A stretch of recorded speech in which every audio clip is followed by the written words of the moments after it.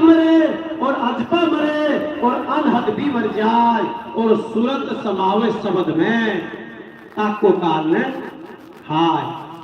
अब ये सूरत शब्द में कैसे समाएगी? कौन सा रास्ता है, कौन सा मंत्र है, क्या उपदेश है, क्या विधि है जो ये सूरत इस बॉडी को छोड़ के और उस शब्द में समाना शुरू कर देगी और एक दिन उसमें मिल जाएगी। ठीक इसी प्रकार जैसे एक समुद्र में से पानी मटका भरा, एक बाल्टी भरी और बोतल में भरा, वो पानी अपने आप को बाल्टी समझने लग गया, बोतल समझने लग गया, मटका समझने लग गया। ठीक इसी प्रकार हम अपने आप को नर समझने लगे, नारी समझने लगे, छोटा समझने लगे, बड़ा समझने लगे, प्रधान समझने लगे, जज इत्यादि नाना प्रकार के नामों से हम अपने आप को समझने लगे।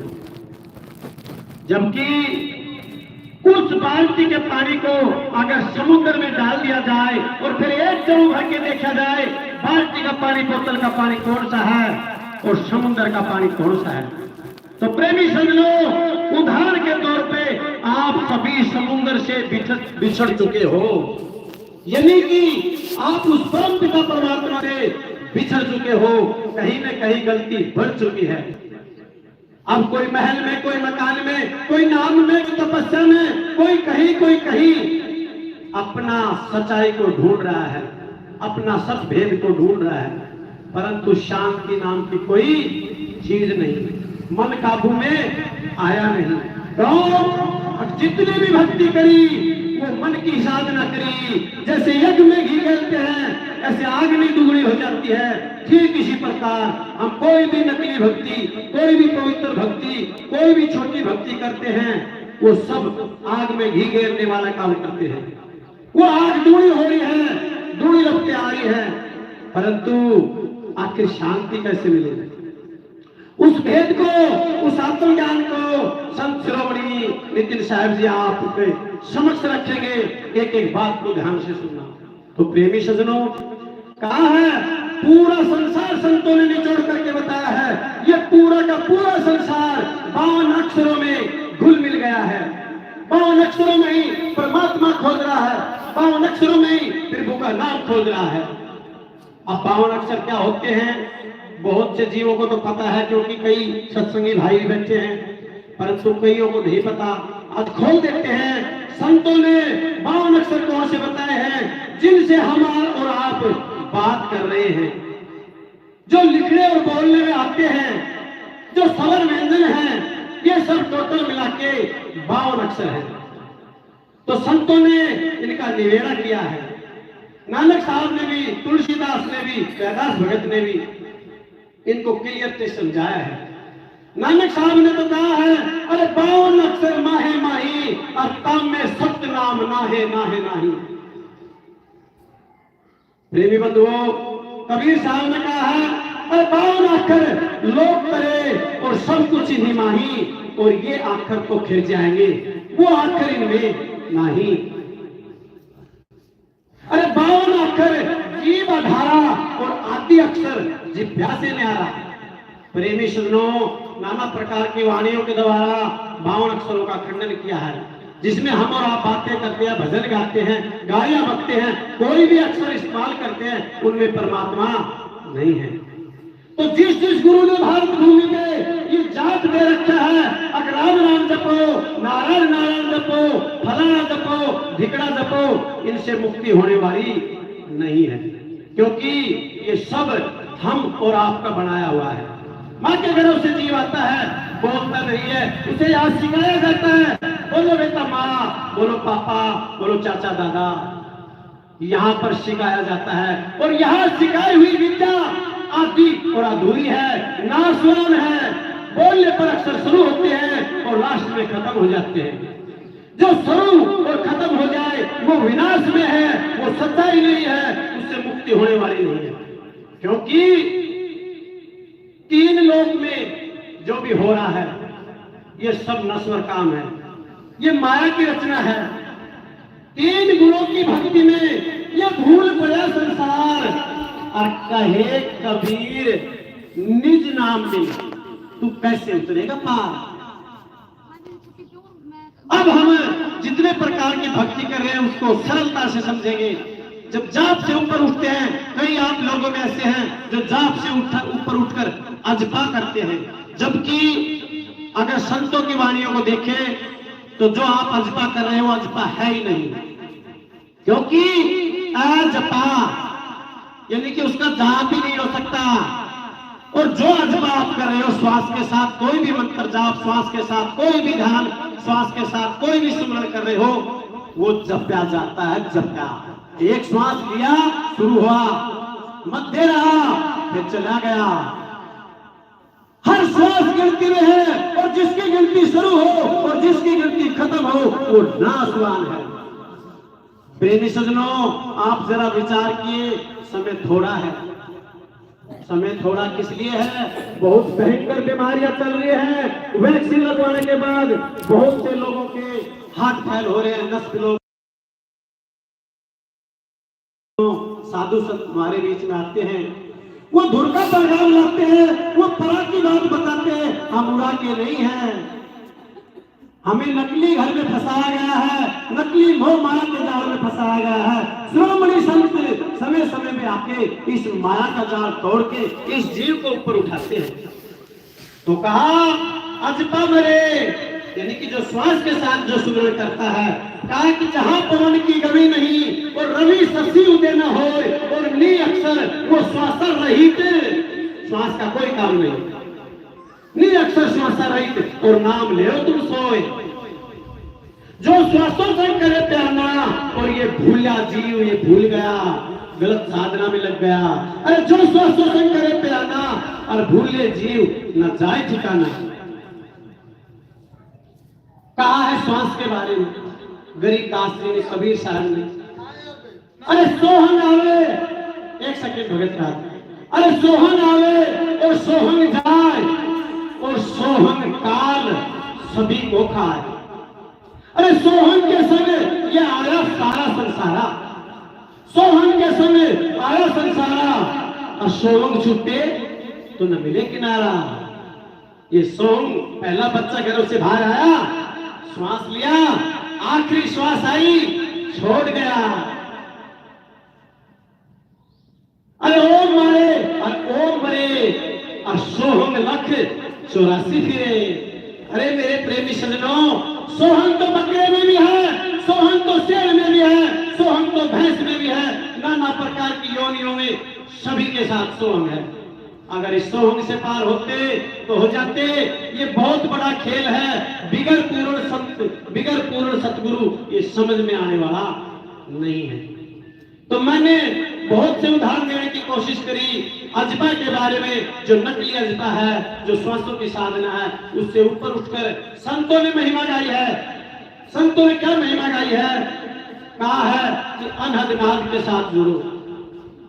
अब हमें विचार करना चाहिए, अनहद नाद वो कैसी नाद है? कई रात के 2 बजे बाद में जो ज्ञानी जन हैं, संत लोग हैं, वो अनहद नाद सुनते हैं। कहा है आंख न मूंदो और कान न रूंदो और तनिक कष्ट मत धारो और खुले नैन पहचानो हसस उसका सुंदर रूप निहारो। ऐ प्रेमी सज्जनों, भक्ति में तो हम लग गए, गुरु भी हमने बना लिया और ऊंचे लेवल का भी बना लिया, परंतु फिर भी साधना किसकी लई? तत्वों की। अनहद नाद भी तत्व है, श्वास भी तत्व है, और तत्वों से पार नी तत्व को जानना था, शब्दों से पार नी शब्द को जानना था। अब कहा है अनहद बाजा और विधि विधि अलग अलग। अनहद बाजा और विधि विधि बाजे और एक सार शब्द वो न्यारी धुन बाजे, वो न शुरू होती है और न खत्म होती है। प्रेमी सज्जनों, इस पे उदाहरण दिया है संतों ने। अगर इस जीव के समझ में आ जाए तो एक करंट पे उदाहरण दे दिया है। पहले पानी समुद्र का उदाहरण दिया था, करंट का क्या उदाहरण है? किसी ने पूछ लिया करंट का क्या रूप है, तो जिसने जैसा देखा था, हीटर में देखा गर्म है, फ्रिज में देखा ठंडा है, और बल्ब में देखा तो प्रकाश है। परंतु प्रेमी सज्जनों, ये करंट का रूप रंग नहीं है, ये तत्वों का, ये ऊर्जाओं का, ये जो बल्ब में वो जो तार होते हैं, इन सबका समावेश करके अभ्यास करके उसका। लेकिन करंट का रंग कैसा है? अब जिसको नहीं लगा उसको कहे करंट कैसा है, भाई कैसा होगा, कुछ भी कह सकता है। और जिसके लग गया कैसा है, वही झटका सा है, वही एकदम ओहो ऐसा है, नहीं वो ऐसा भी नहीं है, उसका बखान कर ही नहीं सकते। और जो बखान कर रहे हैं वो नकली बखान है। तो करंट का जो स्वरूप है ऐसा ही परमात्मा का स्वरूप है। कहता रूप न रेख न रंग, और फिर वो 3 गुणा से भिन्न। प्रेमी सज्जनों, अधर दीप जा गगन गुफा में, और है निज वस्तु सारा, और ज्योत स्वरूपी अलख निरंजन। धर का ध्यान हमारा, वो अधर है, वो धर पे है ही नहीं, जो धर पे है वो नासवान है। तो प्रेमी सज्जनों, बैठा दो। तो प्रेमी सज्जनों, अब हम थोड़े से 1 मिनट के लिए गुरु पे विचार करेंगे। गुरु की महिमा शास्त्रों में बहुत लंबी बताई गई है। किसी ने भी किसी को गुरु बनाया वो आदरणीय है। दोहे में कह के संत मेरे सभी बड़े, अपनी अपनी ठोड़, एक शब्द विवेक की पार की, सो मस्तक का मोड़। अब वो शब्द विवेक की पार की कौन है? जिसके पास जाते हो मेरा गुरु भगवान है, मेरा परमात्मा है, शास्त्रों में प्रमाण है, सबके सब प्रमाण लेके बैठे हैं, बिगड़ प्रमाण कोई बात नहीं करता। परंतु वास्तविक सत्य प्रमाण कबीर साहब ने भेद खोल के रख दिया। अब कोई राम रखता है उसका भी प्रमाण है, क्योंकि कहा है राम राम रखते रहो, जब लग घट में प्राण, और कबू तो भनक पड़ेगी दीनानाथ के काल। मिल गया प्रमाण। जो राम रखता है उसका पक्का प्रमाण शास्त्रों में है, भी राम राम रखते रहो। फिर कहा कि अजता रखते हो 2 श्वास के साथ, सबके प्रमाण है। परंतु कबीर साहब ने निवेड़ा करते हुए कहा है, अब प्रेमी सज्जनों, ये 52 अक्षर हैं, ये जो अजपा है टूटने में है, अजपा नहीं है, इसका धोखे से नाम रखा गया है। ये अनहद नाद है, ये वो नाद नहीं है जिसे तुम बिसर चुके हो। जरा विवेक लगाओ, क्यों कहा है शब्द विवेक की पारखी। कौन है वो शब्द विवेक की पारखी? संत कबीर साहब की बाणी लेके, दोहा लेके अगर ये जीव उठना चाहेगा तो ये धोखा नहीं खा सकता। तो प्रेमी सज्जनों, शब्द शब्द सब कोई कहे, और वो तो शब्द विधे ऐसे न्यारा, और एक जिब्या पर आवे नहीं तो निरख परख कर ले।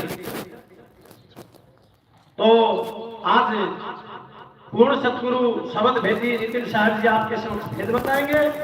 और गुरु जो है, जिसका भी जैसा गुरु है, हम उन्हें नमन करते हैं, धन्यवाद है, परंतु हाथ जोड़ के प्रार्थना भी करते हैं।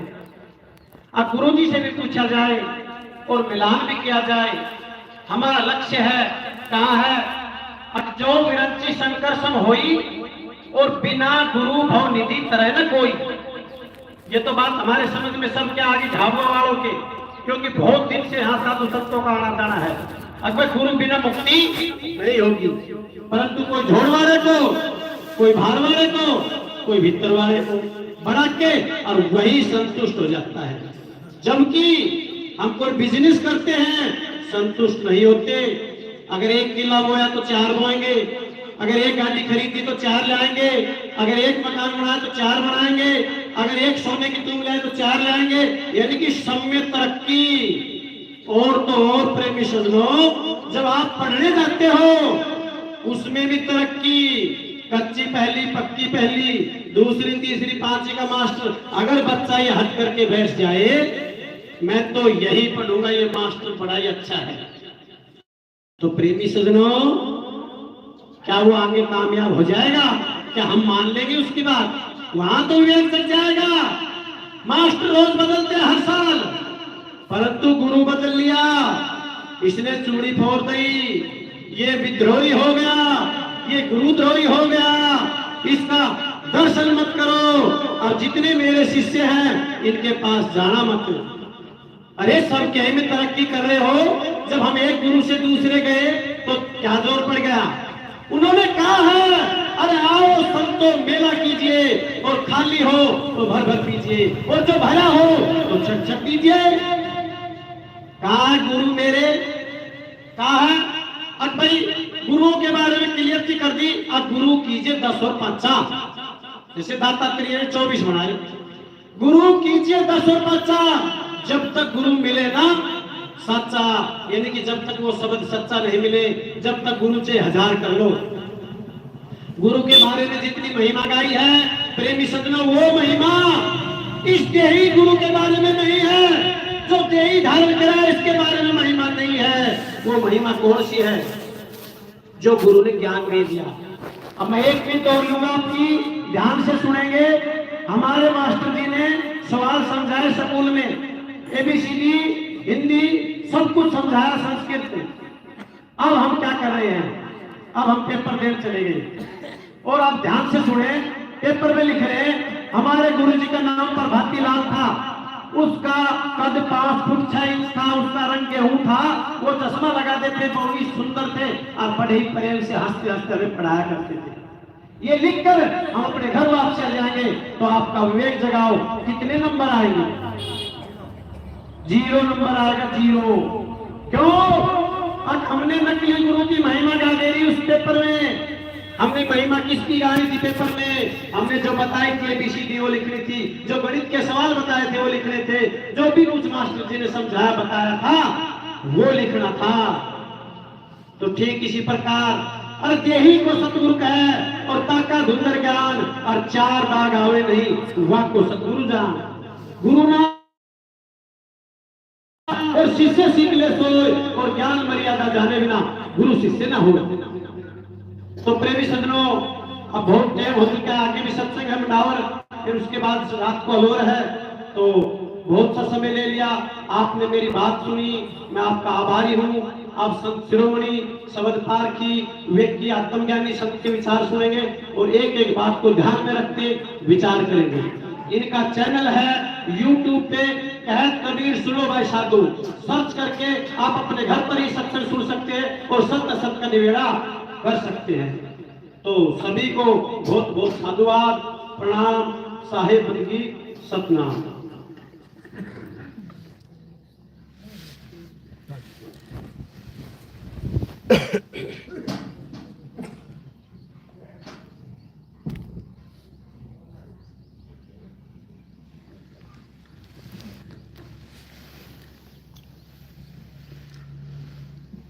साहिब बंदगी सतनाम। तो आज परमात्मा की अपार कृपा से गांव झाबुआ में रेवाड़ी में डिस्ट्रिक्ट ये सत्संग, ये मूल ज्ञान आज यहाँ आयोजित किया गया है।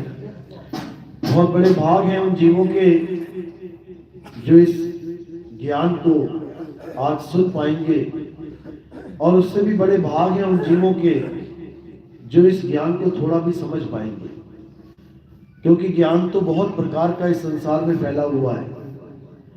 इतने प्रकार के गुरु, इतने प्रकार के पंथ, इतने प्रकार के संप्रदाय चल रहे हैं कि आप कहीं ना कहीं किसी न किसी गुरु की शरण में, किसी न किसी मजहब में, धर्म में आ ही जाते हैं।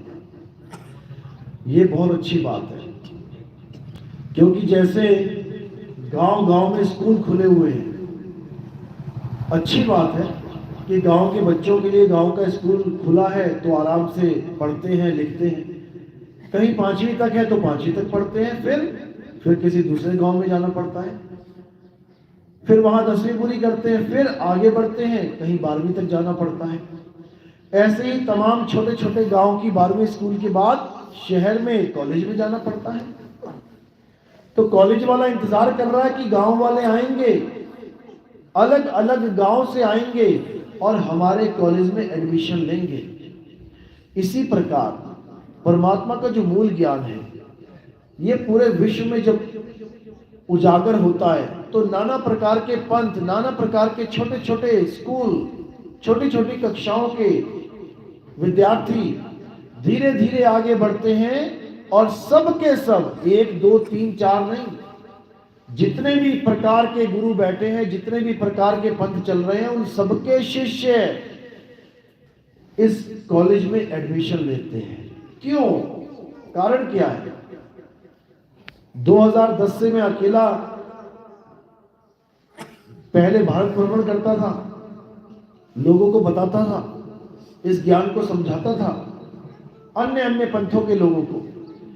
धीरे धीरे धीरे YouTube चैनल बना, उसके बाद जो भी हमारा सत्संग सुनता है, वो हिंदू है, मुसलमान है, सिख है, ईसाई है, इससे कोई मतलब नहीं।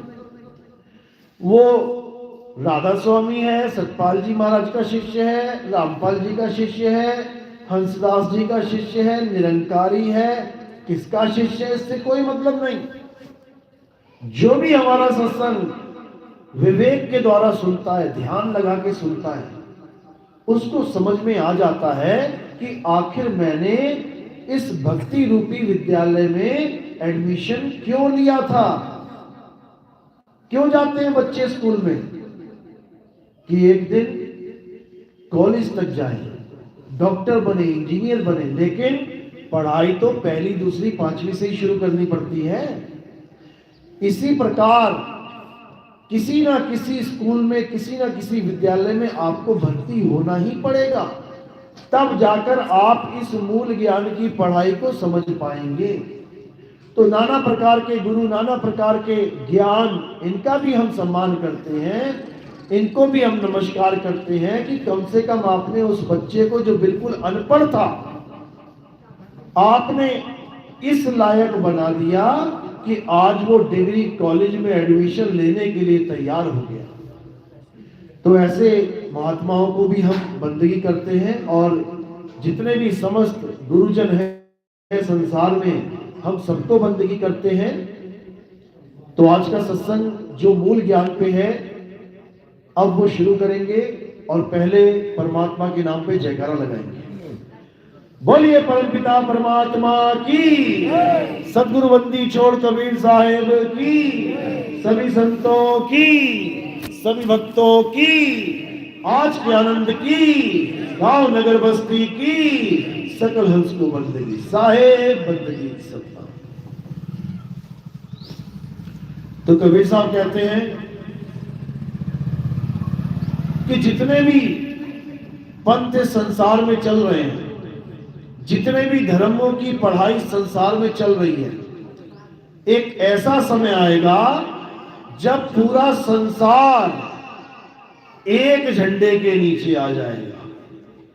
सब हिंदू, मुस्लिम, सिख, ईसाई, जैन, बौद्ध, आस्तिक, नास्तिक, ये सब एक ऐसा समय आएगा कि सब एक झंडे के नीचे आ जाएंगे। और वो झंडा किसका होगा? वो झंडा किसी देवी देवता, पीर पैगंबर का नहीं होगा। वो किसी खास धर्म, खास जात, खास पात का नहीं होगा कि कोई कहे वो ब्राह्मणों का झंडा है, कोई कहे नहीं रविदासियों का झंडा है, कोई कहे नहीं कि ये क्षत्रियों का झंडा है। नहीं, ये झंडा किसका होगा? ये झंडा सत्य का होगा, सत्य का। क्योंकि सत्य ही वो वस्तु है जो हम सबकी है। सत्य हम सबका है। सबने सत्य को ही शिरोमणि बोला है, सबने सत्य को ही परमात्मा बोला है। लेकिन दुख की बात है कि सत्य को जानते नहीं है। अंग्रेज कह रहे हैं गॉड इज ट्रुथ, यानी परमात्मा सत्य है। मुसलमान कह रहे हैं खुदा हक है, यानी खुदा सत्य है। सिख भाई कह रहे हैं सत्य श्री अकाल, कि वो परमात्मा कौन है? वो सत्य है। हिंदू गा रहे हैं ईश्वर सत्य है, गा रहे हैं ना। अब ये सत्य है क्या? सब सत्य की महिमा गा रहे हैं, लेकिन सत्य है क्या? अब सत्य ना पता होने के कारण किसी ना किसी को सत्य बना के मान लिया जाता है हर धर्म में। ईसाइयों ने सत्य को नहीं जाना तो ईसा मसीह को सत्य बना दिया कि परमात्मा कौन है, ईसा मसीह परमात्मा है। किसी ने, सिख भाइयों ने सत्य को नहीं जाना तो उन्होंने मंत्र को सत्य बना दिया कि परमात्मा क्या है, कैसे मिलेगा, वाहिगुरु जपो। हिंदुओं ने सत्य को नहीं जाना तो किसको सत्य बना दिया, ईश्वर सत्य है और सत्य ही शिव है, शिव को सत्य बना दिया। अब राम जी वाले कहां कम थे, पीछे थे, कहते अच्छा तुम्हारा शिव ही सत्य है। अरे भैया राम नाम भी सत्य है, उन्होंने राम नाम को सत्य बना दिया। तो हनुमान जी वाले कहां पीछे, वो कहते हनुमान ही सत्य है। यानी हर इंसान चाहता तो सत्य को ही है, लेकिन सत्य ना पता होने के कारण वो किसी ना किसी को सत्य बना के पूजने लग जाता है। बस यहीं पर दिक्कत है, बस इसी को सुधारना है। अगर इतनी सी बात समझ में आ गई तो समझो कि अब आप सत्य से दूर नहीं हो। तो सत्य क्या है उसको जानना है। तो गीता में क्या कहते हैं, हे अर्जुन, तत्वदर्शी संतों ने इस दुनिया में दो प्रकार के तत्वों की व्याख्या की है। दो प्रकार के तत्व हैं इस संसार में। कौन कौन से, एक असत्य और एक सत्य। असत्य तत्व क्या है, हे अर्जुन, जिन तत्वों का जन्म और मरण हो जाता है, जो तत्व पैदा होते और नाश हो जाते हैं, जो तत्व पल पल बदलते रहते हैं, जो तत्व सदा एक रस एक रूप नहीं रह पाते, वो सब असत्य है। अब क्या है असत्य, वो जो पैदा हो और मर जाए। तो ये काया पैदा होती है और मर जाती है, तो ये सत्य है या असत्य है, असत्य है। अब अगर तुम काया की पूजा करो तो समझ लो कि तुम असत्य की पूजा कर रहे हो। यानी अगर तुमने भगवान किसी शरीर को मान लिया तो समझ लो तुम असत्य को भगवान मान के बैठ गए हो। असत्य मतलब असत्य तत्व। काया में कितने तत्व हैं, 5 तत्व। सबसे ऊपर आसमान, उसके नीचे वायु, उसके नीचे अग्नि, उसके नीचे धरती, धरती के नीचे जल। ये 5 तत्व, पंच भौतिक शरीर, इन 5 तत्वों से जो भी बना वो सत्य है या असत्य है, असत्य है। क्यों, क्योंकि ये तत्व पैदा होते हैं, नाश हो जाते हैं, पल पल बदलते हैं। जब तुम पैदा हुए कितने से थे, देखो पल पल बदल रहे हो, रोज बढ़ रहे हो, बढ़ते बढ़ते बढ़ते 6 इंच का बच्चा 6 फुट का हो गया, और 6 फुट से फिर डाउन होना शुरू हो गया, फिर कमर झुक गई, फिर छोटा होता होता लाश में बदल गया, उठा के जला दिया, राख में बदल गया। तो जो बदल रहा है वो सत्य नहीं है, नहीं है, समझ लो। तो इस दुनिया में जितनी भी काया है सब बदल रही है। राम जी पैदा हुए छोटे से राम लल्ला, धीरे धीरे धीरे बड़े होने लगे तो गुरु के पास चले गए, विद्या सीखी, वहीं स्वयंवर में शादी करी और बड़े होते चले गए। तो जो बढ़ रहा है वो क्या है, सत्य या असत्य, असत्य है। कृष्ण जी देख लो, छोटे से कान्हा टोकरी में लेके पिताजी गए नदी पार करते हुए, पीछे कालिया नाग खड़ा हुआ है, वही छोटा सा शरीर धीरे धीरे बड़ा हुआ, माखन चोर बन गए, धीरे धीरे और बड़े बड़े हो गए, बड़े बड़े राक्षसों को मारा, बढ़ते चले गए। यानी बदल रहा है शरीर। तो जो बदल रहा है वो सत्य है या असत्य, असत्य है। किसी का भी शरीर ले लो, ईसा मसीह का ले लो, माँ के गर्भ में थे, छोटे से थे, बाहर निकले, धीरे धीरे बड़े हो गए। जो बढ़ रहा है, बदल रहा है, वो सत्य है या असत्य है? असत्य है। अब असत्य की पूजा करोगे तो असत्य ही प्राप्त होगा। यानी किसी भी शरीर की पूजा नहीं करनी है। अब आ जाते हैं पेड़ पौधों पे। लोग कहते हैं पीपल भगवान है, तुलसी भगवान है। पीपल का पेड़ छोटा सा लगाया था, वैसे तो अपने आप ही लग जाता है, लगाता कोई नहीं है। धीरे धीरे बड़ा होना शुरू हुआ, हो रहा, फैल रहा है, बदल रहा है, रोज बदल रहा है। इसका मतलब असत्य है। आज तुलसी हरी है, खूब पानी डाला, 4 दिन 5 दिन 10 दिन नहीं डाला, सूख गई। हरा पत्ता पीला हो गया, हरी लकड़ी बिल्कुल सूख के ढेरी हो गई। असत्य है। जो भी चीज बदल रही है असत्य है, माया है। अब मंदिर मस्जिद गुरुद्वारे चर्च पे आ जाओ, पहला दिन देखो खुदाई नीचे को चालू हो रही है, धीरे धीरे धीरे एक एक ईंट रख के बड़ा कर रहे हैं, रोज बदल रहा है, रोज उसको बना रहे हैं। एक दिन बन के तैयार हो गया, उसके बाद उसी दिन से ढलना शुरू हो गया। अब आगे से आगे वो गिरेगा, बनेगा नहीं, बना दिया जितना बनाना था। अब गिरने की बारी है। कोई 100 साल में गिर जाएगा, कोई 200 साल में, कोई 500 साल में, कोई 1000 साल में।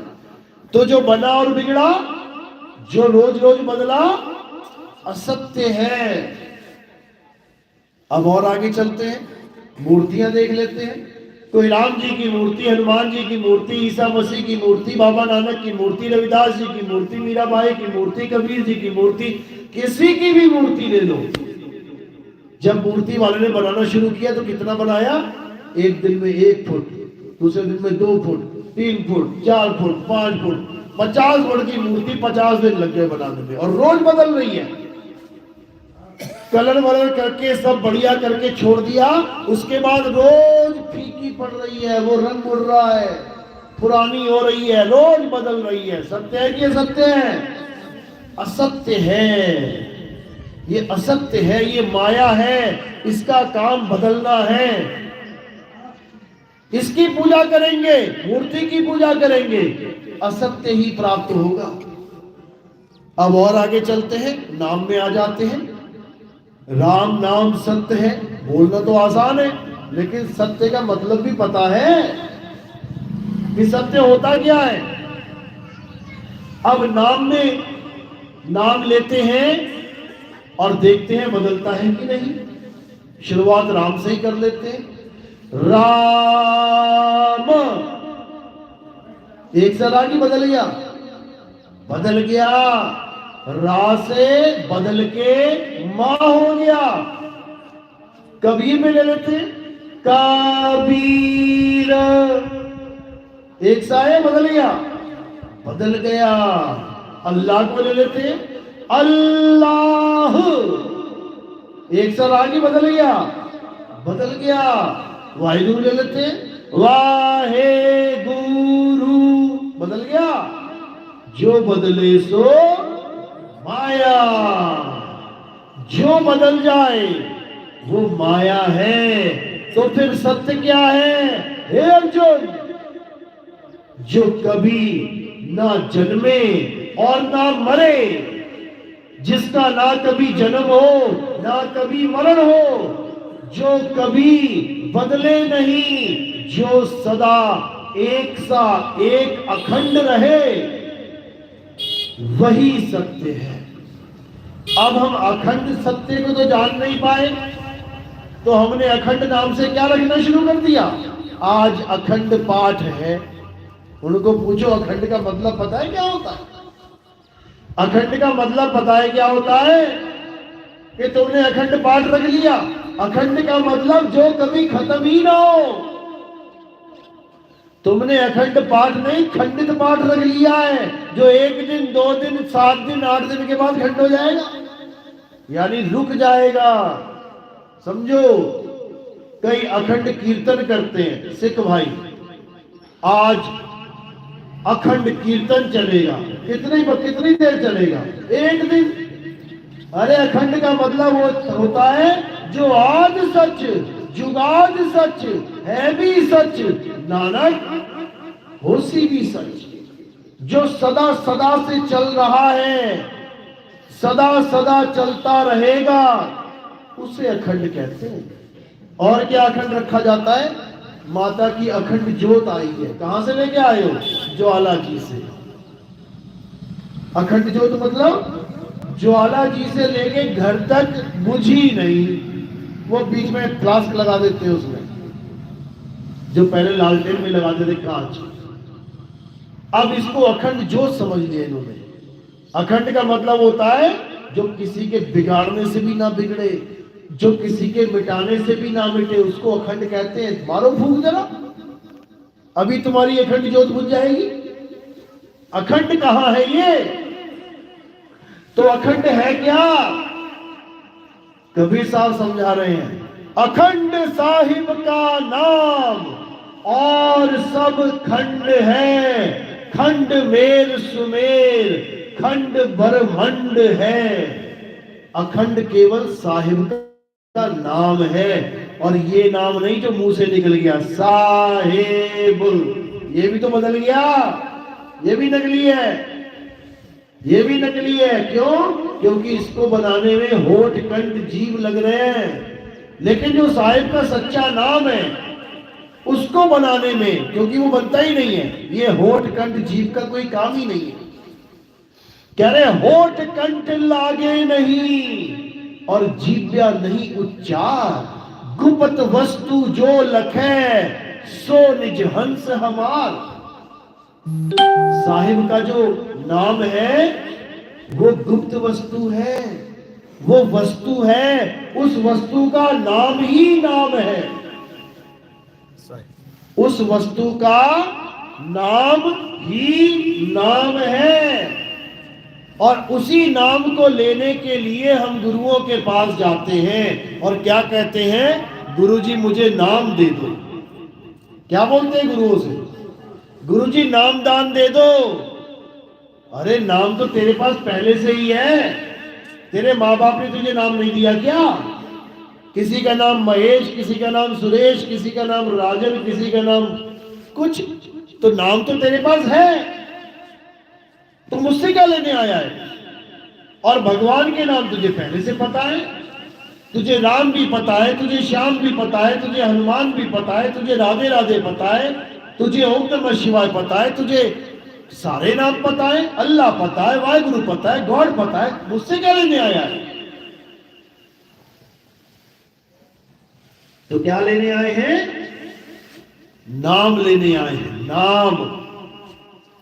अब नाम कोई नाम नहीं है कि गुरुजी ने बोल के दिया और तुमने कान से सुन लिया, हो गया नाम।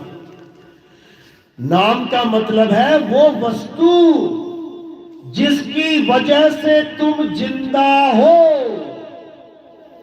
जिसकी वजह से तुम्हारी ये काया जिंदा है, जिसकी वजह से तुम घर से चल के यहां तक आए हो, उस वस्तु को नाम कहते हैं।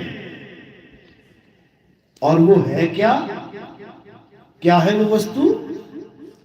उस वस्तु को कहते हैं आत्मा। आत्मा, आत्मा नाम सुना है सबने? सबने सुना है ना? झाबुआ गांव वालों नाम सुना है? हाथ खड़ा करो जरा। बहुत अच्छी बात है, सब अपनी अपनी आत्मा लेके आए हो। किसी की घर तो नहीं छूट गई जल्दबाजी में? चूल्हे बोले के पास धर दियो, कहीं कहीं बाथरूम में नहाते नहाते टांग दियो, वहीं टंगी रह गई हो। सब लेके आए हो, चेक कर लो, हाथ लगा के एक बार देख लो जरा है कि नहीं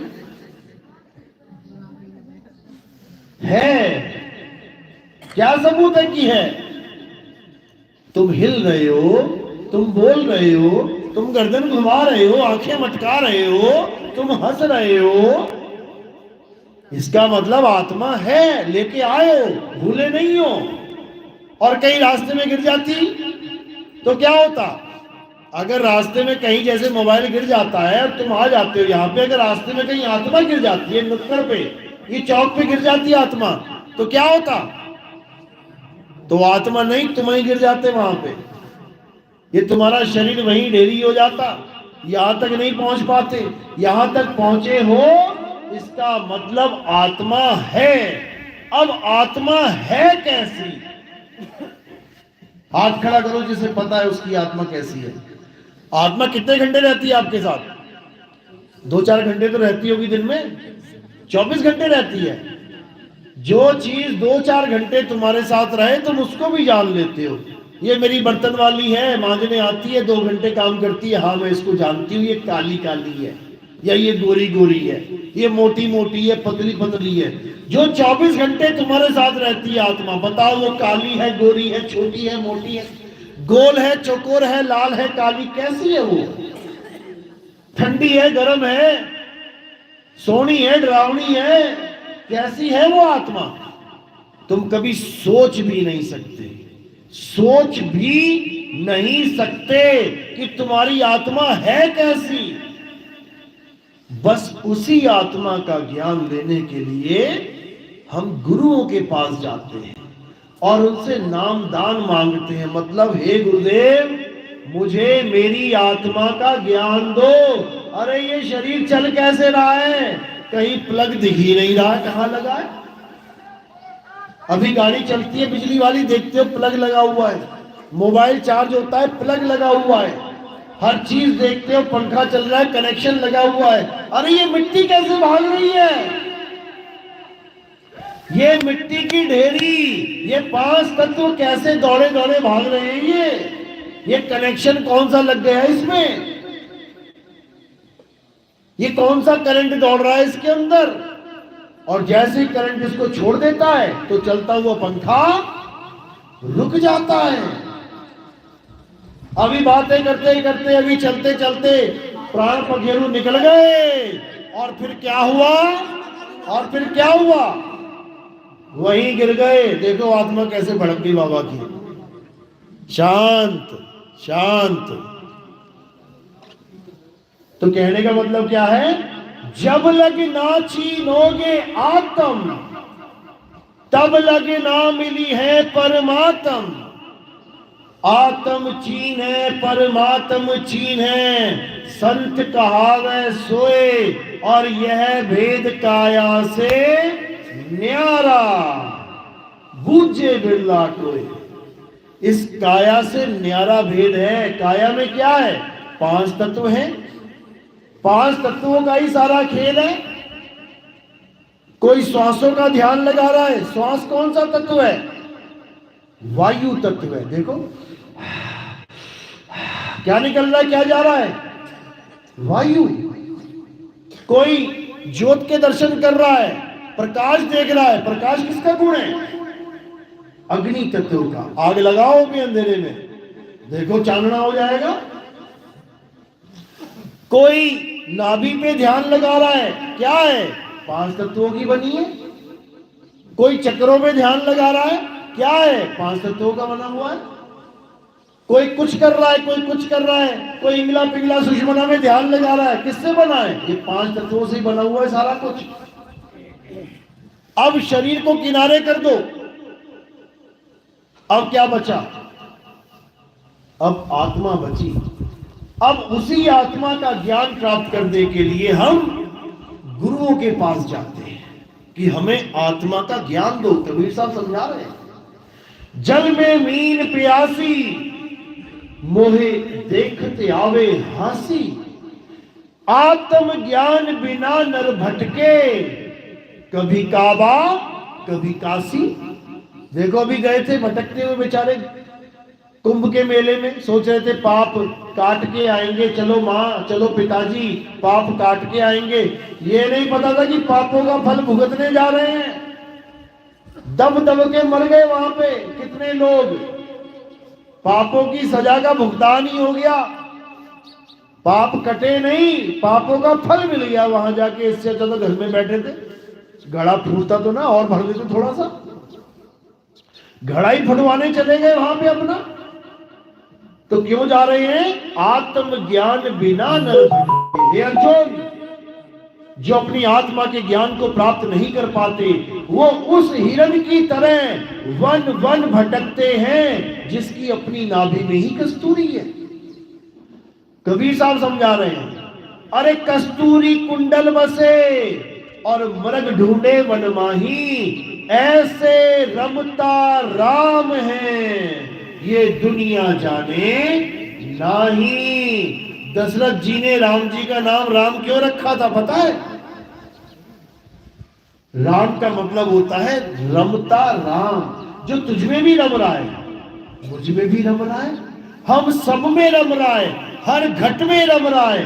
अरे घट घट मेरा साइया, सुनी सेज न कोए और बलिहारी व घट की, जिस घट प्रगट होए। बताओ कौन से घट में आत्म राम नहीं है? किसके पास आत्मा नहीं है? हाथ खड़ा करो। हाथ खड़ा कर भी नहीं पाओगे अगर आत्मा ना हो तो। सबके पास आत्मा है, लेकिन आत्मा का ज्ञान नहीं है। जैसे दिल सबके पास है, देखो धड़क रहा है, लेकिन दिल का ज्ञान नहीं है कि इसमें कितने चैम्बर होते हैं, इसमें कितनी नाड़ियां होती हैं, किस नाड़ी से खून जा रहा है, किस नाड़ी से आ रहा है, ये सब किसे पता होता है? दिल के डॉक्टर को। दिल उसके पास भी है, दिल तुम्हारे पास भी है, लेकिन जब तुम्हारा दिल खराब होता है तो भागे जाते हो डॉक्टर के पास। क्यों? क्योंकि उसे दिल का ज्ञान है। इसी प्रकार आत्मा तुम्हारे पास भी है और आत्मा संतों के पास भी है। तुम्हें आत्मा का ज्ञान नहीं है, संत उस ज्ञान को भली भांति जानता है, और जब तुम्हें लगता है कि मुझे भी अपनी आत्मा का ज्ञान प्राप्त करना चाहिए, और तुम सीधे संतों के पास दौड़ते हो। अब अगर तुम्हारी किस्मत अच्छी है तब तो आत्मज्ञानी संत मिल जाएगा, और तुम्हारी किस्मत फूटी है तो तुम्हें जपी तपी सन्यासी मिल जाएगा। बहुत बड़ा फर्क है दोनों में, लेकिन केवल विवेकी हंस समझ पाते हैं। गधे में और घोड़े में फर्क है। देखने में दोनों एक से लगते हैं, चार टांगे हैं, दो कान हैं, शेप भी एक जैसी है, बस वो ई करता है, ये ढहचू ढहचू करता है, उसमें क्या फर्क पड़ता है? गधा घोड़ा एक नहीं होता भाई, समझ लो। जमीन आसमान का फर्क होता है। घोड़ा करोड़ करोड़ रुपए का मिलता है, अरबी घोड़ा, और गधा कितने का मिलता है? तुम्हें फ्री में मिले तो ना तुम लेके आओ घर में। लाएगा कोई गधा? बैठेगा उसके ऊपर? बैठेगा तो बता दो। कोई फ्री में दे तब भी तुम गधा नहीं लेके आओगे कि मैं गधे पे बैठ के सवारी करूंगा। और घोड़ा 10 करोड़ का भी लेके आ रहे हैं लोग कि हम बैठ के राजा लगेंगे उसके ऊपर। तो दोनों में फर्क है। इसी प्रकार आत्मज्ञानी गुरु में और जपी तपी सन्यासी में फर्क है। उतना ही फर्क है जितना गधे और घोड़े में है। अब जपी तपी सन्यासी मतलब भी समझ लो होता क्या है। जो तुम्हें मंत्रों का जाप करवाए, चाहे वो मुंह से करवाए, जपो बेटा कबीर कबीर कबीर कबीर, सतनाम सतनाम सतनाम, राम राम राम, अल्लाह अल्लाह, वाहिगुरु वाहिगुरु, वो जपी है। वो गुरु क्या है? जपी, जिसने नाम जपे हैं, खूब जपे हैं। चाहे श्वासों में नाम जपवा दे, जपो बेटा, अंदर गई सांस तो सो, बाहर गई तो हंग सो, हंग सो हंग, जपी है, जप रहा है ये जपाने वाला गुरु है। चाहे मन में जप ले, ना श्वास में ना मुंह से, अंदर मन में जपे, ज्योत निरंजन ओंकार निरंकार सोहम सतनाम, ज्योत निरंजन ओंकार निरंकार, सतपुरुष अकाल मूर्त शब्द स्वरूपी राम, ये मन में जप रहे हैं सारे। कहते हम तो नहीं बोल के जपते, हमारे गुरुजी ने बोलने वाला नाम नहीं दिया। अरे मन में तो जप रहे हो, दिया तो जपने के लिए ही है। तो जो जपेगा वो जपी कहलाता है। समझ लो, आनंद परमानंद, परमानंद आनंद, ये सभी लगे हुए हैं। तू मैं तू लगे हुए हैं। सारे नाम जपने वाले जपी हैं। अब तपी क्या होता है? तपी, जैसा कि नाम से ही पता लग रहा है, ता पा ई की मात्रा, तपी यानी तप से जुड़ा हुआ है कोई मामला। तपी यानी कोई कहे कि एक टांग पे खड़ा हो जा, कोई कहे कांवड़ लेके जा, पहाड़ पे चढ़ जा, कोई कहे एक हाथ ऊपर कर ले, 20-20 साल हाथ ऊपर रख। कोई कहे पानी के अंदर खड़ा हो जा, कमर कमर तक 2-2 साल खड़ा रहे। ये जितने भी शरीर को तपाने वाले, तपाने का मतलब होता है कष्ट देना, यानी शरीर को कष्ट देने वाली साधना अगर तुम्हें कोई गुरु बता रहा है वो तपी है, तपी। तो जपी और तपी समझ में आ गया। अब सन्यासी समझ लो, जो घर बार छोड़ के, माँ बाप को छोड़ के, बीवी बच्चों को छोड़ के, जिम्मेदारियों से भाग के जंगल में बैठ जाए, जाके पत्ते खा के गुजारा कर ले, कंदमूल खा के गुजारा कर ले, उसे सन्यासी कहते हैं। उसने दुनिया से सन्यास ले लिया। सन्यासी वो नहीं है जो छोटा सा घर तो छोड़ दिया और वहां बाबा का 5,000 करोड़ का डेरा संभाल लिया जाके, जो अपनी टूटी हुई साइकिल छोड़ दी अब ऑडी में घूम रहा है, वो सन्यासी नहीं है। आजकल सन्यासी तुम्हें मिलेंगे ही नहीं। कहां मिलेंगे? चले जाओ ऋषिकेश में, पहाड़ों पे जहां शेर चीते रहते हैं, वहां तुम्हें भले कोई मिल जाए जिसने सन्यास ले लिया हो, नहीं तो तुम्हें सब यही मिलेंगे लाखों करोड़ों रुपए इकट्ठा करते हुए। तो अब जपी तपी सन्यासी को समझ के आगे बढ़ना है।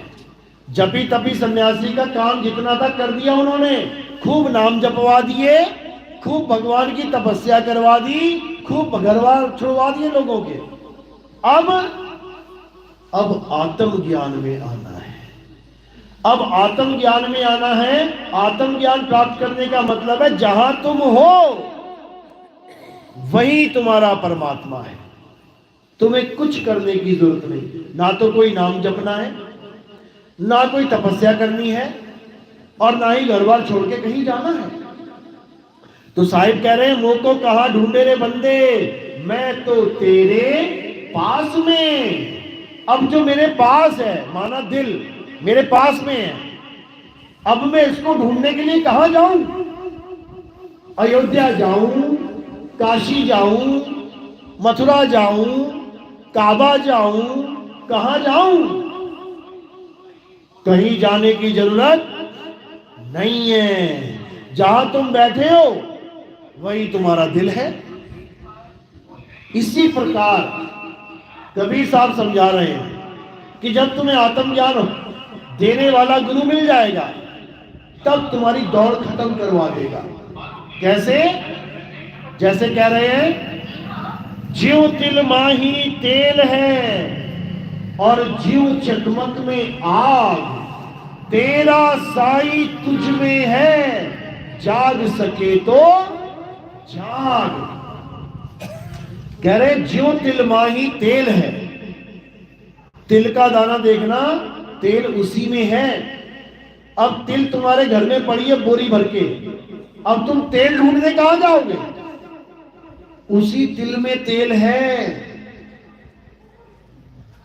दूध में घी है, 10 क्विंटल दूध पड़ा हुआ है वजन का, और तुम घी लेने कहीं और जा रहे हो। उसी में है, बस तुम्हें निकालना सीखना है। कैसे निकाल पाओगे? जब तुम्हें भेदी गुरु मिल जाएगा जो तुम्हें समझाएगा कि कैसे दूध से दही, दही से मक्खन, मक्खन से घी बनाया जाता है, तब तुम्हारी दौड़ खत्म हो गई। क्योंकि घर की वस्तु पड़ी है घर में ही, उसमें से निकाल लेना है। तो यही साहिब समझा रहे हैं, अरे घर में पड़ी वस्तु नहीं सूझे, बाहर ढूंढन जासी, जल में नीन प्यासी, मोहे देखते आवे हंसी। तो साहिब समझा रहे हैं कि अब कहीं जाने की जरूरत नहीं है, तुम्हारा परमात्मा तुम्हारे पास है, तुम्हारी आत्मा में विराजमान है, लेकिन तुम्हें आत्मा का कोई ज्ञान नहीं है, इसलिए तुम्हें परमात्मा नहीं मिल रहा है। बस इतनी सी बात है। तो साहिब कह रहे हैं, मोको कहां ढूंढे रे बंदे, मैं तो तेरे पास में, ना मंदिर में, ना मस्जिद में, ना काबे कैलाश में, ना मैं जप में, ना मैं तप में, ना एकांत निवास में, ना मैं जप में हूं, ना मैं तप में हूं। कोई भगवान का नाम जपने की जरूरत नहीं पड़ेगी और ना ही कोई तपस्या करने की जरूरत पड़ेगी। कह रहे खोजी होए तुरंत मिल जाऊं, एक पल की तलाश में। और कहे कबीर सुनो भाई साधो, मैं तो हूं विश्वास में। एक पल में तुम्हें परमात्मा का भेद पता लग जाएगा। कोई नाम नहीं जपना है, एक पल में परमात्मा का भेद पता लग जाएगा कि परमात्मा है कहां। परमात्मा कह रहे हैं मैं तो देखूं तुझको और तू देखे कहीं और। लानत ऐसे चित पर, एक चित दो ठौर। कह रहे मैं तो तुझे देख रहा हूं और तू कहीं और देख रहा है। मैं तो तुझे देख रहा हूं कि तू पलट के मुझे देख ले, और तू मेरी तरफ पीठ करके खड़ा हुआ है। और कहां देख रहा है? दो ठौर। ये दुनिया जितनी भी है, उसमें जितने भी लोग हैं, वो कितने प्रकार की भक्ति कर रहे हैं? दो प्रकार की, यानी दो ठौर में फंस गए हैं वो। पहला ठौर साकार, यानी साकार की पूजा चल रही है। और दूसरा ठौर निराकार, निराकार में फंसा पड़ा है, निरंकारी बन गया। साकार वाले देवताओं के पुजारी बन गए, यानी साकार और निराकार दोनों में ये जीव उलझ गया, जबकि चित्त एक ही है सबका। लानत ऐसे चित्त पर, भक्ति तो करना चाहता है लेकिन मुझे नहीं देख रहा। कहां देख रहा है? लानत ऐसे चित्त पर, एक चित्त दो ठौर। आधी दुनिया साकार को पूज रही है, जय श्री राम, जय हनुमान, जय भोले शंकर, ये साकार है सब। और आधी दुनिया पूज रही है धन निरंकार, परमात्मा का कोई आकार नहीं। उलझ गए दोनों। कबीर साहब कह रहे हैं कि सरगुण निर्गुण द्वंद्व पसारा, और दोनों पड़ गए काल की धारा। दादू जी कह रहे हैं कोई सरगुण में रीझ रहा, कोई निर्गुण ठहराए। अटपट चाल कबीर की दादू, मुझसे कहीं ना जाए। जो कबीर पंथी होगा असली, वो ना साकार को पूजेगा, ना वो निराकार को पूजेगा। वो किसको पूजेगा? वो आत्म देव को पूजेगा। ये साकार निराकार तो दोनों तत्व हैं। साकार से निराकार, निराकार से साकार, ये सृष्टि ऐसी चलती है। निरंकारियों से पूछो सृष्टि कैसे बनी, क्या बताएंगे? परमात्मा तो निराकार है, लेकिन उसमें से सृष्टि पैदा हो गई। अरे पैदा कैसे हो गई? परमात्मा तो अखंड है, अखंड में से कैसे सामान बाहर निकल गया भाई? खंडित हो गया, इसका मतलब खंडित हुआ तभी रूप बदला है। साकार से निराकार, निराकार से साकार हो रहा है, तो अखंड कहां रहा? अखंड क्या है? आत्म देव अखंड है, उसको जानना ही भक्ति है। तो साकार निराकार से परे आत्मा को जानोगे तो आत्म ज्ञानी कहलाओगे, आत्म तत्व को प्राप्त करोगे।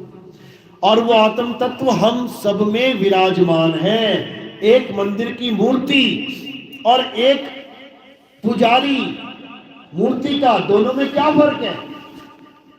एक भगवान और एक भगवान का पुजारी, दोनों में क्या फर्क है?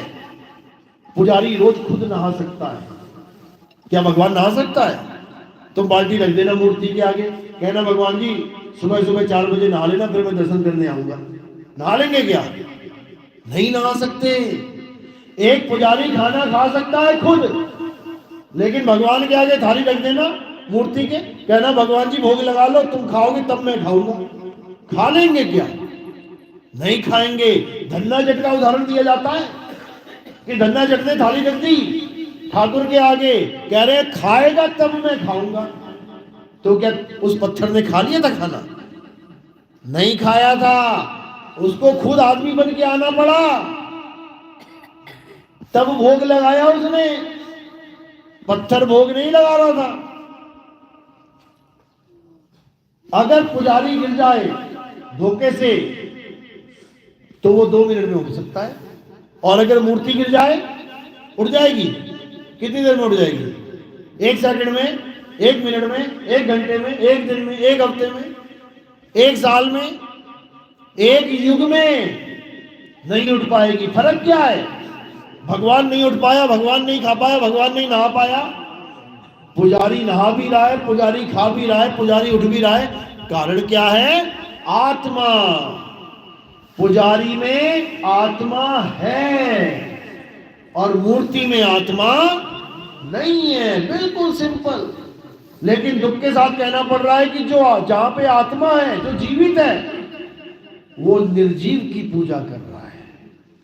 यानी जो खुद अमर है, आत्मा अमर है, वो अमर उस भगवान की पूजा कर रहा है जिसका कल का भरोसा नहीं कि उंगली थोड़ी सी टूट गई तो उसको मंदिर से उठा के पता नहीं कहां रख दिया जाएगा, तुम दोबारा दर्शन करने भी ना जाओगे उसके। देख लो जाके मंदिर में जितनी भी मूर्तियां खंडित हो जाती है, कहां ले जाते हैं उसको? कोई नदी के किनारे छोड़ आएगा, कोई पीपल के पेड़ के नीचे रख देगा, कोई कहीं छोड़ आएगा। अब क्या हुआ?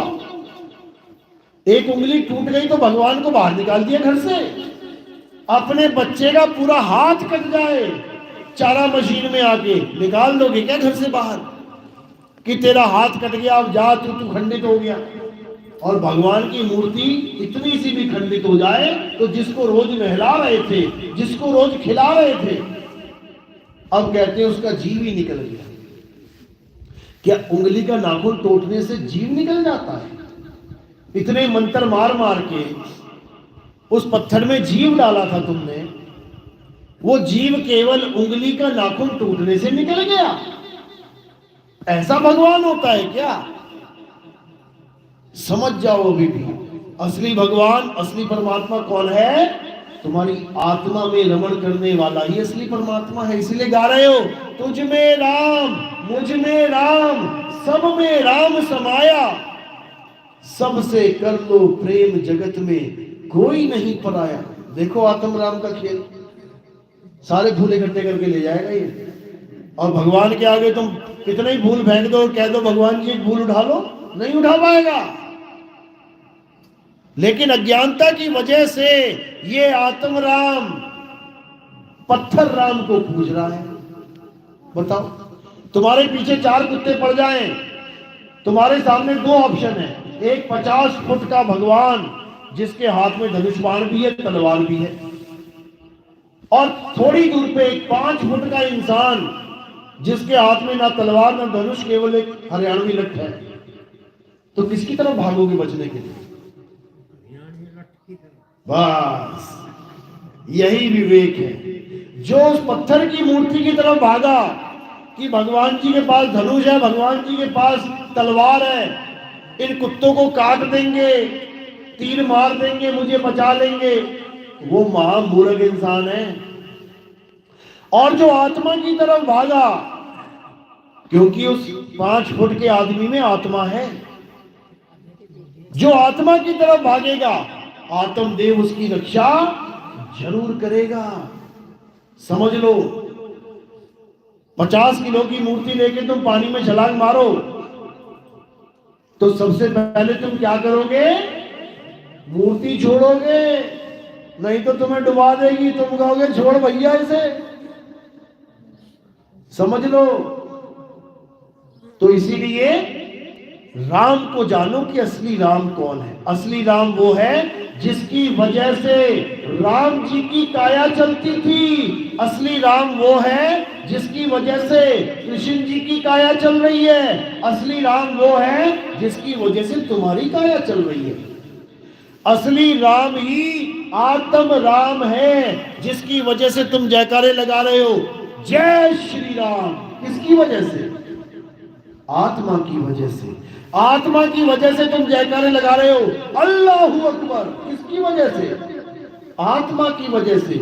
आत्मा की वजह से तुम जयकारा लगा रहे हो, जो बोले सो निहाल, सत श्री अकाल। आत्मा की वजह से। आत्मा की वजह से तुम कह पा रहे हो हालेलुया, और आत्मा निकल गई। अब बोलो जरा जय श्री राम, अब बोलो हालेलुया। अब बोलो अल्लाह अकबर, अब बोलो जो बोले सो निहाल, बोल पाओगे क्या? तो जो बोलने वाला है उसको तुम जान नहीं पाए, और जो बोले हुए नाम थे उनको पकड़ के झगड़ा कर रहे हो। मेरा राम बड़ा, मेरा अल्लाह बड़ा, मेरा वाहिगुरु बड़ा, मेरा गॉड बड़ा। अरे आत्म राम सबसे बड़ा, जो ये भी नहीं देख रहा कि हिंदू है कि मुसलमान की सिख की ईसाई, सबको ताकत दे रहा है, खाओ पियो मजे करो, सब कुछ आत्म राम करने वाला है, उसकी कोई जय नहीं कर रहा। और जो खुद के अक्षरों से बना लिए नाम, उन नामों को पकड़ के बैठा हुआ है। इसीलिए गुरु ग्रंथ साहब में बिल्कुल क्लियर कट लिख रखा है कि अगर किसी की पूजा करनी है तो किसकी करनी है? आत्म देव पूजिए, गुरु के सहज सुभाए, बिल्कुल स्पष्ट लिखा है। लेकिन कौन सा सिख भाई आत्मदेव की पूजा कर रहा है? आत्मदेव का तो एबीसीडी नहीं पता किसी को, आत्मदेव कहते किसे है कहां पे? तो इसी भेद को बताने के लिए संत महात्मा इस दुनिया में आते हैं, और जब वो तुम्हें तुम्हारा भेद यानी आत्मा का भेद बता देते हैं, भक्ति करवा देते हैं, प्राप्ति करवा देते हैं, तब तुम्हारे मुंह से क्या निकलता है? जो तू सो हम, जैसा तू वैसे हम, अरे मोही तो ही मोही, अंतर कैसा। तब वो आत्मज्ञानी गुरु हमें जीव से पीव बना देते हैं, समझ लो। अरे कोटि तो ब्रह्मा भये और कोटि भये ईश, साहिब तेरी बंदगी से ये जीव हुए जगदीश, तुम्हें ही जगदीश बना देते हैं। आत्मज्ञानी गुरु की महिमा है, तुम्हें जगदीश बना देते हैं, तुम्हें खुद के जैसा बना देते हैं, क्योंकि वो देह नहीं आत्मा है। आत्मज्ञानी गुरु को कभी देह मत समझ लेना, ये शरीर है, आत्मा है वो आत्मा। इसीलिए कबीर साहब ने कहा, हम हैं शब्द, शब्द हम माही, हमसे भिन्न और कछु नाही। शब्द न बिन से, अरे बिन से देही, कहे कबीर हम शब्द सने। हम शब्द है मेरे भाई, हमें कोई गलती से देह मत समझ लेना कि हम देही हैं। देही तो तुम्हें समझाने के लिए धारण की है, क्योंकि तुम देही की ही भाषा समझते हो, नहीं तो देह का कोई मतलब ही नहीं है।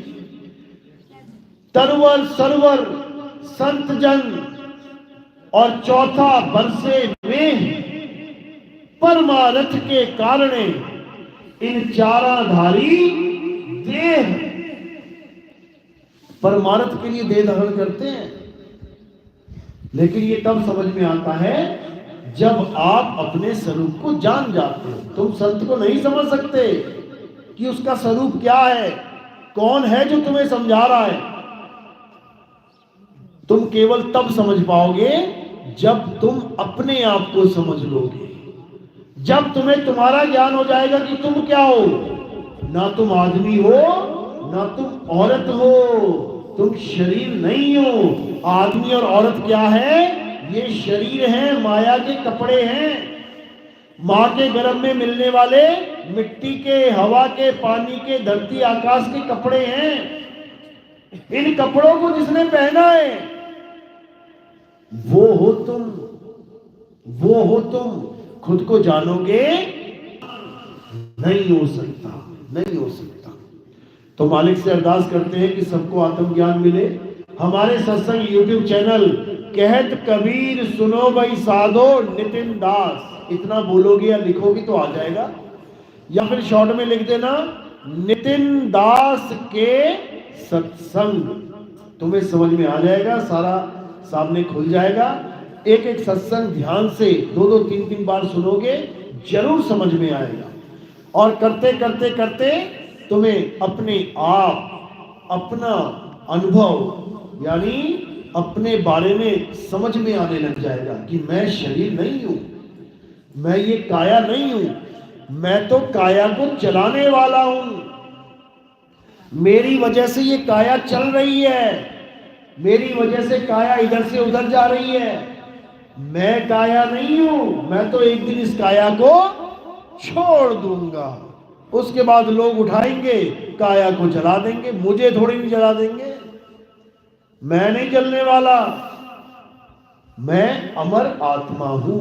हे अर्जुन, तू, मैं और ये सारे राजे महाराजे जितने कुरुक्षेत्र में खड़े हैं, ये वैसे नहीं है जैसे तुम उनको देख रहे हो कि ये जवान है, ये बूढ़ा है। ये तो कपड़े हैं रंग बिरंगे। असल में मैं, तुम और ये राजा महाराजा आत्मा है। हमारा ना तो कभी किसी समय में जन्म होता है और ना ही हमारी कभी मृत्यु होती है। हम सब अमर है। गाते भी हैं, ईश्वर यंस जीव अविनाशी, गाते भी हैं। तो अविनाशी का मतलब तो समझ लो।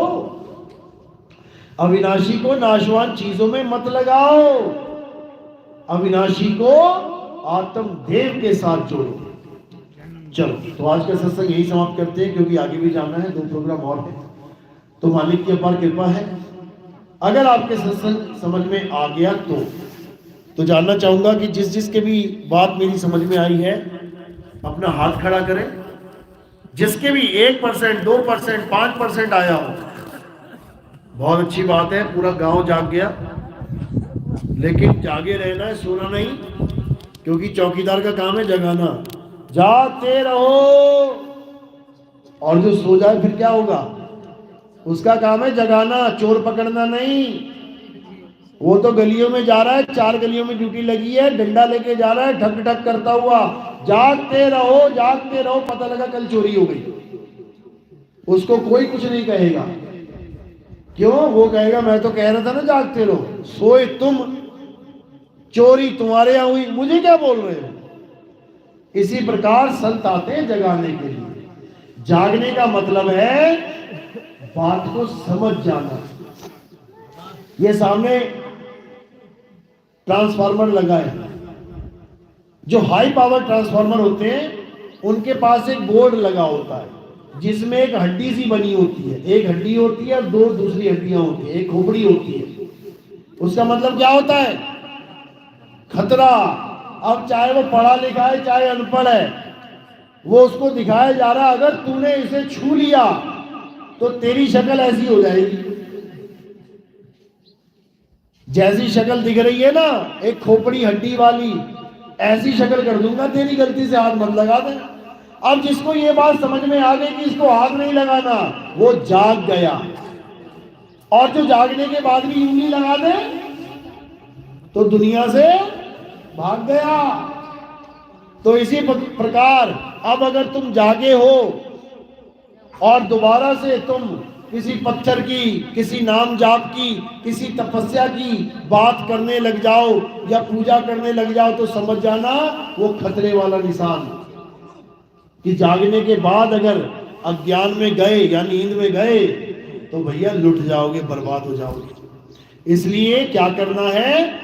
उस खतरे वाले निशान से दूर रहना है, अपने आप में स्थित रहना है। खतरा मतलब असत्य, माया, जो जन्मे और मरे खतरा है, जो पल पल बदल जाए खतरा है, जो सदा एक सा ना रहे खतरा है। उससे दूर रहना है और उस आत्मा को जानना है जो सदा सदा एक रस है। चलो, आज के सत्संग यही समाप्त करते हैं। बोलिए परमपिता परमात्मा की, सतगुरु बंदी छोड़ कबीर साहिब की, सभी संतों की, सभी भक्तों की, आज के आनंद की, सकल हंस को बंद की, साहिब की सब। सतनाम। धन्य है हम ऐसे व्यक्ति पारखी गुरु को सुनने को मिला और हमारे इस पावन धरा पे आए और हमें जगाया। बहुत चरणों में दंडवत प्रणाम होकर हम आग्रह करेंगे कि ऐसे ही आते रहे, जीवों को जगाते रहे। और धन्य है वो माँ बाप जिनकी कोख से ऐसा बेटा पैदा हुआ जो सोनू उर्फ अमित दास जी, उन्होंने ये संत समागम करवाया है, संतों का सत्संग रखवाया है। तो हम धन्यवाद देंगे ऐसे जीव को, वो ऐसे ही परमात्मा की भक्ति में लीन रहे और ऐसे ही संतों को बुलाता रहे। तो आप सभी का भी बहुत बहुत धन्यवाद। जो शिरोमणि संत नितिन दास जी को आपने सुना, और इनका चैनल कहत कबीर सुनो भाई साधो यूट्यूब है, आप सर्च कर सकते हो, हमसे भी संपर्क कर सकते हो, पर्चा भी ले सकते हो, किताबें भी ले सकते हो, आप उनसे जान सकते हो। और इसी जन्म में इसी में मृत्यु के पश्चात कहाँ जाना है वो अभी जानना है हमें। तो बहुत बहुत धन्यवाद। अब आगे जाएंगे मंडावर। मूल ज्ञान के सहयोग में, मूल ज्ञान के प्रचार में जो भी अपना यथाशक्ति सहयोग देना चाहता है